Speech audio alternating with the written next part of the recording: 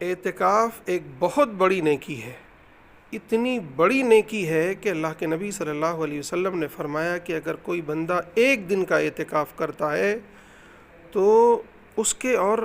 جہنم کے درمیان 3 ایسی بڑی خندقیں کھود دی جاتی ہیں جن کی مسافت زمین و آسمان کے درمیان جو مسافت ہے اس کے برابر ہے۔